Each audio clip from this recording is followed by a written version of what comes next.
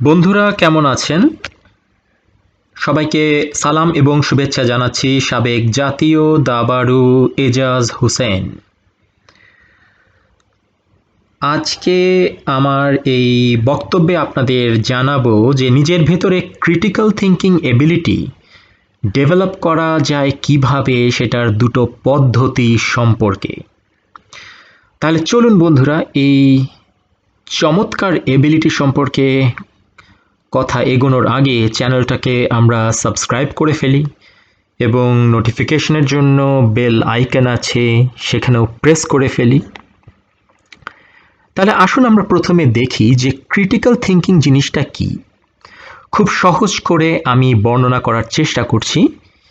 Critical thinking হচ্ছে যে কোনো বিষয় যখন আপনার সামনে উপস্থিত করা হয়, সেটার পক্ষে এবং বিপক্ষে কি কি যুক্তি আছে বা ব্যাখ্যা আছে সেগুলো বোঝার এবং বিশ্লেষণ করার ক্ষমতা। যদি আপনার ভিতরে যে কোনো বিষয়ে পক্ষ এবং বিপক্ষ দুটো দিকই বিশ্লেষণ করার ক্ষমতা থাকে, তাহলে কেউ আপনাকে ব্রেইন ওয়াশ করে ঠকাতে পারবে না বন্ধুরা। এখানে ব্রেইন ওয়াশের সংজ্ঞাটাও আপনাদের দিয়ে দিচ্ছি। ব্রেইন ওয়াশ হচ্ছে একটা প্রক্রিয়া, যে একজন ব্যক্তি আপনার কাছে আসবেন, একটি বিষয় উপস্থাপন করবেন এবং তারপর সেই বিষয়ের পক্ষে যে যুক্তিগুলো আছে সেগুলো আপনার সামনে পেশ করবেন। আপনার মনে হবে বাহ, কি দারুণ বিষয়, কিন্তু সেটার বিপক্ষেও যে অনেক যুক্তি ব্যাখ্যা আছে সেগুলো কিন্তু তিনি চেপে যাবেন। আপনি সরল সাধারণ মানুষ, যে যুক্তিগুলো আপনি শুনলেন সেটা নিয়েই আপনার ব্রেন ওয়াশ হয়ে গেল, আপনি পক্ষে চলে গেলেন। কিন্তু আপনার ভিতরে যদি ক্রিটিক্যাল থিঙ্কিং এবিলিটি থাকে, তাহলে আপনাকে কেউ ব্রেন ওয়াশ করতে পারবে না। কেউ যখন এসে কোনো একটা বিষয় নিয়ে শুধু পক্ষের যুক্তিগুলোই আপনাকে বোঝাতে থাকবে, আপনি মন দিয়ে শুনবেন তার কথা, কিন্তু পরবর্তীতে সে চলে যাওয়ার পর এটার বিপক্ষে কি কি যুক্তি আছে সেটাও আপনি চিন্তা করে দেখবেন বা গবেষণা করে দেখবেন এবং তারপর পক্ষ বিপক্ষ দুপক্ষই বিবেচনা করে একটি নিরপেক্ষ সিদ্ধান্তে আপনি আসতে পারবেন। এই ক্রিটিক্যাল থিঙ্কিং এবিলিটি তাদের মধ্যে থাকে যাদের চিন্তা উন্নত চিন্তা। বন্ধুরা, আমি নিজেকে দার্শনিক শ্রেণীর একজন মানুষ হিসাবে আইডেন্টিফাই করে থাকি। আমার নিজস্ব দার্শনিক বিশ্লেষণে আমি সমাজে 3 ধরনের মানুষ পেয়েছি। এক ধরনের মানুষ হচ্ছে উন্নত চিন্তার মানুষ, যাদের ভেতরে এই ক্রিটিক্যাল থিঙ্কিং এবিলিটি আছে। দ্বিতীয় ধরনের মানুষ পেয়েছি যারা সাধারণ চিন্তার মানুষ,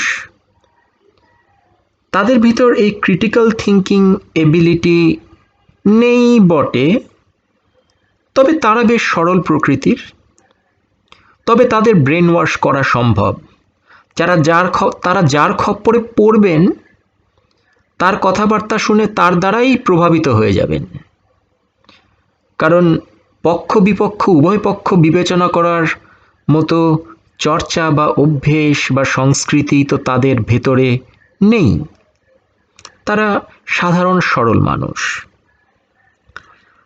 এবং তৃতীয় যে শ্রেণীকে আমি পেয়েছি তাদেরকে আমি বলি নিম্ন চিন্তার মানুষ। বন্ধুরা, এই ধরনের মানুষ সম্পর্কে আমি আর কথা এগোতে চাই না, তবে আপনারা যারা কিছুটা হলেও ক্রিটিক্যাল থিঙ্কিং করতে পারেন, এই ধরনের মানুষের সাথে কথা বললেই বুঝতে পারবেন যে তাদের চিন্তা ভাবনা কিভাবে, কতভাবে এবং কোন কোন দিক থেকে নিম্ন বৃত্তির, সেটা আপনারাই বুঝতে পারবেন। আমি আর সে বিষয়ে কথা বলতে চাই না। আমি যেটা বলতে চাই বা আপনাদের জানাতে চাই সেটা হচ্ছে আমি যেটা আপনাদের জানাতে চাই সেটা হচ্ছে দুটো উৎকৃষ্ট পদ্ধতি, যেটার মাধ্যমে আপনার ভিতরে ক্রিটিক্যাল থিঙ্কিং না থাকলেও তৈরি হতে পারে। প্রথম পদ্ধতিটা হচ্ছে আপনি কোনো ডিবেট ক্লাবে যোগ দিয়ে ডিবেট চর্চা শুরু করুন। ডিবেট একটা খুব মজার প্র্যাকটিস বন্ধুরা। ডিবেটের সময় একটা বিষয় দেয়া হয়, একদল সেটার পক্ষে বলেন, অপর দল সেটার বিপক্ষে বলেন, এবং উভয় দলই একে অপরের আর্গুমেন্টস শুনে সেগুলোকে খণ্ডানো যায় কিভাবে সেই যুক্তি চিন্তাগুলো নিয়েও চিন্তা ভাবনা করেন। তো আপনি যদি ডিবেটকে একটা খেলা মনে করেও এই চর্চায় জড়িয়ে পড়েন, তাহলে কিন্তু যে কোনো বিষয়ের পক্ষে এবং বিপক্ষে যুক্তি চিন্তা করার ক্ষমতা এবং অভ্যেস আপনার ভিতর তৈরি হবে। এটা হচ্ছে প্রথম পদ্ধতি। এবং দ্বিতীয় আরেকটা পদ্ধতির কথা বলছি বন্ধুরা। আমার ব্যক্তিগতভাবে মনে হয় এই পদ্ধতিটা আরো অনেক বেশি মজার।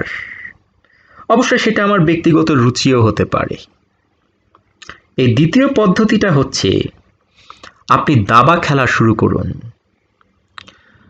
আপনি যদি প্রফেশনাল দাবাড়ু হতে নাও পারেন, একজন হবি প্লেয়ারও যদি হন, আজকাল কিন্তু দাবা ক্লাব আছে অসংখ্য, এবং দাবা ক্লাবে জয়েন না করলেও অনলাইনেও আপনি দাবা খেলতে পারেন।